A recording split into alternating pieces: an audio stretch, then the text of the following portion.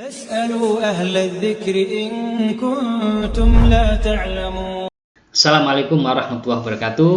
Apa kabar Sobat Ahkam? Semoga Sobat Ahkam sehat, yang dimudahkan seluruh urusannya.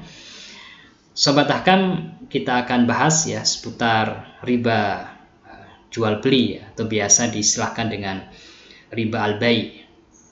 Riba ini seputar pertukaran, lebih kepada pertukaran antara emas dengan emas, antara rupiah dengan rupiah, atau pertukaran antara bahan makanan, antara bahan makanan yang satu dengan bahan makanan yang lain.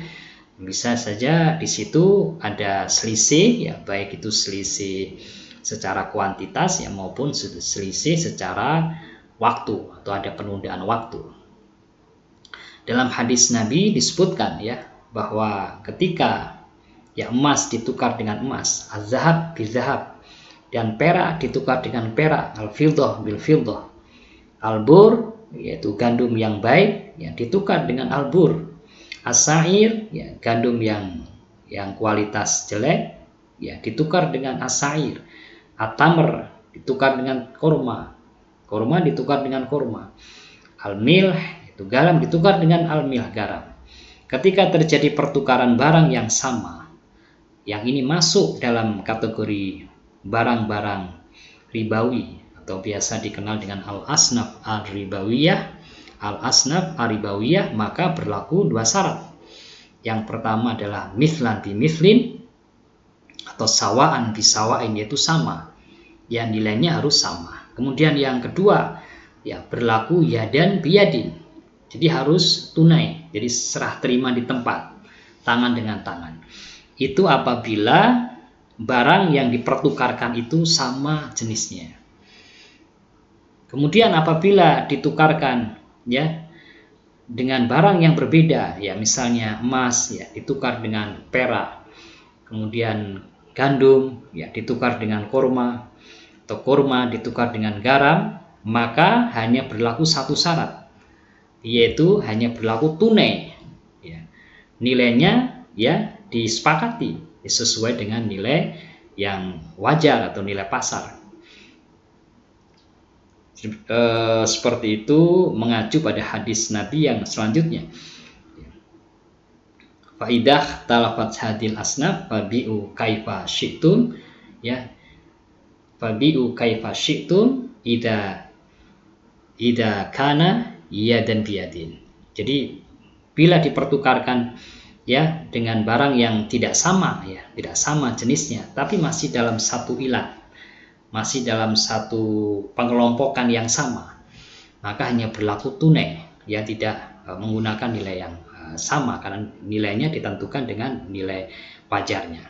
Sobat Ahkam yang dimuliakan Allah, dua jenis barang tadi, yang pertama emas dan perak, kemudian yang kedua adalah barang atau bahan makanan, maka ini terjadi silang pendapat di kalangan para ulama mengenai ilatnya. Ada sebagian yang mengatakan bahwa ilat yang pertama ini itu berkaitan dengan alat tukar, karena memang pada saat itu emas, perak, emas dalam bentuk dinar, perak dalam bentuk dirham itu merupakan alat tukar jual beli. Sedangkan untuk bahan makanan pokok ini adalah barang yang bisa ditakar, bisa ditimbang. Ada yang juga yang mengatakan bahwasanya emas dan perak ini merupakan sesuatu yang bisa ditimbang, sedangkan yang barang tadi ada 4 tadi, itu sesuatu yang bisa ditakar.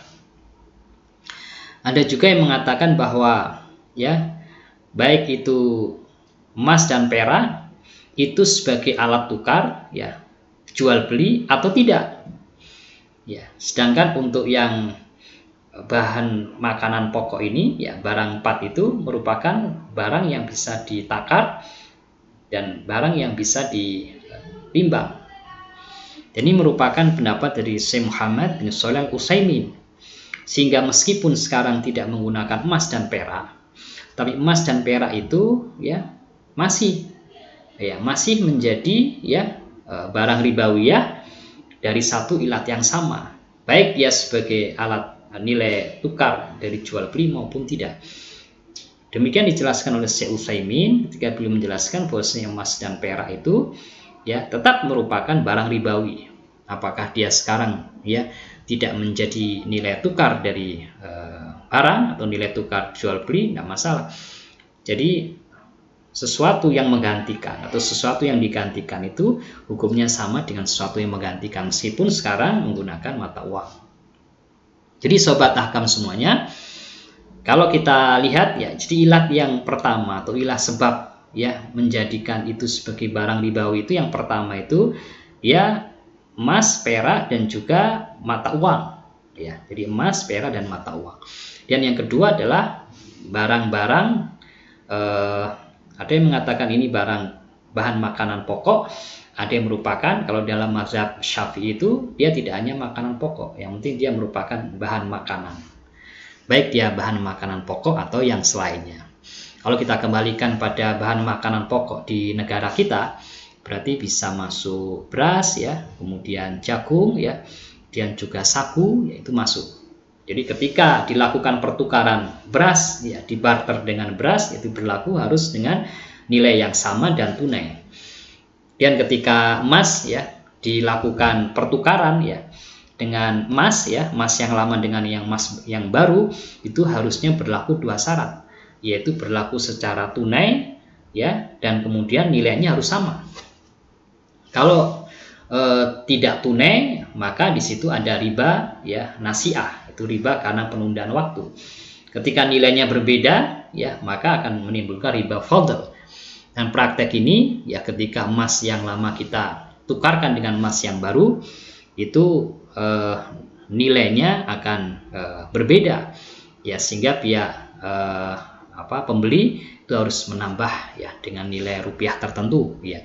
Ini termasuk dalam bab riba fadl ya, riba fadl karena ada tambahan emas yang lama kita dihargai lebih rendah ya, kemudian kita harus menambahkan dengan nilai uang ya sebagai sebagai syarat ya, sehingga terjadi pertukaran antara emas yang lama dengan emas yang baru. Demikian juga pertukaran antara rupiah dengan rupiah. Nah, rupiah dengan kelipatan nominal yang besar dengan kelipatan nominal yang lebih kecil, ini juga harus berlaku ya, nilainya harus sama dan tunai. Kalau nilainya tidak sama, itu masuk kategori riba fadl, itu ada tambahan, dan itu semua diharamkan. Di sobat ahkam semuanya, ya kesimpulan yang berkaitan dengan riba dalam jual beli ini, jadi ilatnya adalah yang pertama ya untuk emas ya, perak dan mata uang. Ini ya merupakan ilat ya karena ya sebab apakah dia sebagai nilai tukar jual beli atau tidak. Jadi emas, perak dan mata uang. Kemudian yang kedua adalah ya bahan makanan.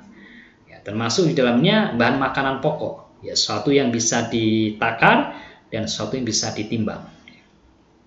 Sehingga kita harus memperhatikan ya, ketika ilatnya sama ya, barangnya sama, maka berlaku ketentuan harus sama dan tunai. Ketika ilatnya sama, kemudian jenis barangnya berbeda, maka hanya berlaku tunai. Tetapi ketika pertukaran dengan ilat yang berbeda, maka dibolehkan ya dengan nilai yang tidak sama dan juga dengan waktu yang tertunda atau dengan adanya penundaan waktu. Pemahaman ini sangat penting ya sobat ahkam, agar kita tidak masuk atau kita tidak terkena ya riba yang berkaitan dengan jual beli. Ada riba yang lain, yaitu riba utang piutang ya, riba dain. Insya Allah akan kita lanjutkan ya pada video kita yang lain ya. Demikian sobat ahkam ya, semoga informasi ini dan ilmu ini bermanfaat untuk sobat ahkam semuanya. Insyaallah kita lanjutkan ya. Saya akhiri. Assalamualaikum warahmatullahi wabarakatuh. La ilaha illallah Muhammadun Rasulullah alaihi salatullah wa alihi wal ahibba